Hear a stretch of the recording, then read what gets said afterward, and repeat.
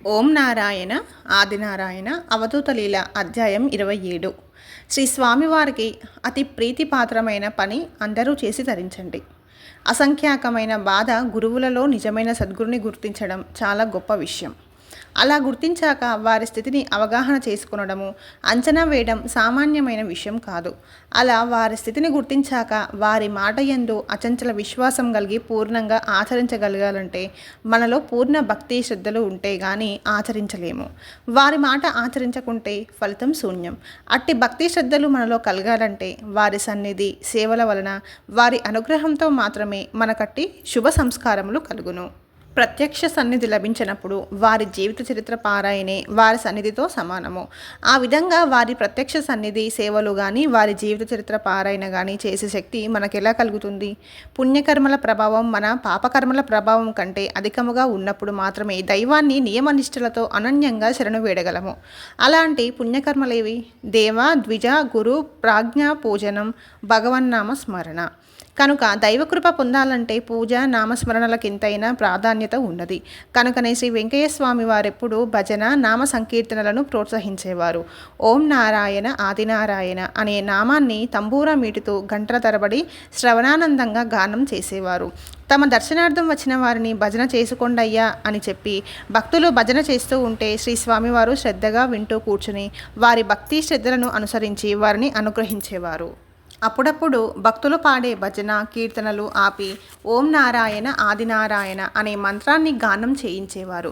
హృదయపూర్వకంగా ప్రేమతో భగవన్నామాన్ని గానం చేయడము భజన చేయడము శ్రీ స్వామివారికి ఎంతో ప్రీతి.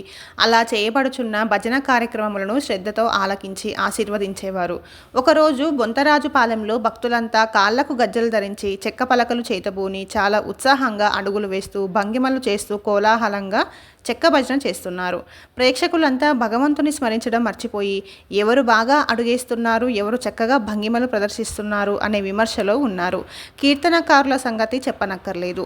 వారి దృష్టంతా ప్రేక్షకులను ఆకర్షించడంలో కేంద్రీకృతమైంది. కొంతసేపు అయ్యాక శ్రీ స్వామివారు అమాయకంగా ఏందయ్యా వాళ్ళు చేసేది అని పెద్దగా నవ్వేశారు. శ్రీ స్వామివారు అలా ఎందుకన్నారో మనందరికీ చక్కగా తెలిసిపోయింది. కనుక హృదయ స్పందనతో ఆర్తితో భజన నామ సంకీర్తన చేసి మనమందరము శ్రీ స్వామివారి కృపకు పాత్రులమవుదాము. ఒకరోజు ఒక భక్తుడు, స్వామి మీకు మా గ్రామంలో మందిరం కట్టిస్తాము, అక్కడ ఉండి అందరినీ అనుగ్రహించండి అని అర్థించాడు. శ్రీ స్వామివారు అన్నారు, ఒక్కరేముందయ్యా కట్టించేది, వెంకయ్య చాటుకుపోయాక ప్రతి ఊళ్ళో కట్టించుకుంటున్నా అని సెలవిచ్చారు. కనుక ప్రతి గ్రామంలోనూ కనీసం ఒకరిద్దరైనా సరే మొదట శ్రీ స్వామివారి పటం ఆ గ్రామంలోని ఏ దేవాలయంలోనైనా పెట్టుకొని కడ్డీలు వెలిగించి శ్రీ స్వామివారి చరిత్రలోని కనీసం 4 లీలలు చదివి ఓం నారాయణ ఆదినారాయణ అనే మంత్రం భజన చేసి తర్వాత శ్రీ స్వామివారి భజనలు పాడుకోవడం ఎంతో శ్రేయస్కరం. మహాత్ముల చరిత్ర పారాయణం మనలను తరింపజేయటమే గాక గ్రామానికంతకు మేలు చేకూరుస్తుంది. శ్రీ స్వామివారి అండ ఆశీస్సులు ఆ గ్రామంలో ప్రతి వారికి లభింపజేస్తుంది. అనావృష్టి అరిష్టాల ప్రభావం తగ్గటం, సామూహిక వ్యాధుల నుండి రక్షణ తప్పక కలుగును. మొదట ఒకరిద్దరితో మొదలుపెట్టిన రాను రాను శ్రీ స్వామివారి కృప వలన ఆ భజనా బృందం అభివృద్ధి చెంది ప్రతి వారికి శ్రీ స్వామివారి కృప అనుభవం అవుతుంది. ఒక వారం రోజులలో మరణించే పరీక్షిత్తునకు శుకయోగి శ్రవణం చేయించినది మహనీయుల చరిత్రే, అదే భాగవతం. అయితే మొదట ఆరంభించడమే కష్టం. శ్రమ అనుకోకుండా మిడియపడకుండా ఒకరిద్దరైనా మొదలుపెట్టి చేస్తూ ఉంటే తదుపరి శ్రీ స్వామివారి తమ కార్యం నెరవేర్చుకుంటారు. ఆ విధంగా చేసి శ్రీ స్వామివారి కృప ఆ గ్రామానికి అంతటికీ లభించేలా చేసిన వారి కృషే నిజమైన నిష్కామ కర్మ.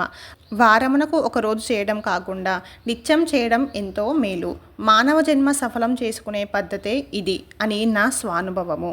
అధ్యాయం 27 సంపూర్ణం.